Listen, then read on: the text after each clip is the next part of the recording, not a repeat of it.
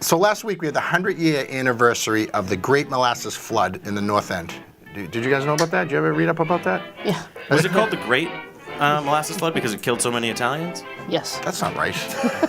Why would you say something like that? But that's one of the most bizarre and peculiar things, like events that has ever happened in Boston, correct? Yeah. What happened, McKlasky? On a somewhat mild day in January of 1919, a 50-foot tower filled with 2.5 million gallons of molasses burst and flooded into the streets of the North End. 21 people died, hundreds were injured. Bystanders claimed the molasses tsunami was 35 feet high and moving at 35 miles per hour. Some people originally thought it was a terror attack because molasses was used in making rum and prohibition was set to start the next day.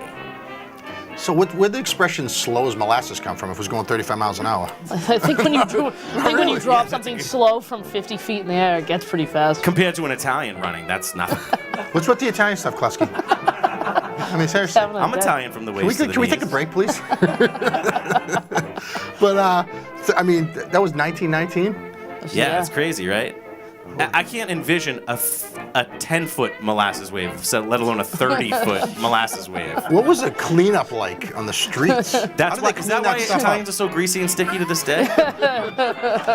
This is a really good Italian-themed show. Yes, it is. Yeah, good job. But I thought molasses was only for candy, like made for candy, but I heard it was for other stuff too, like Rum.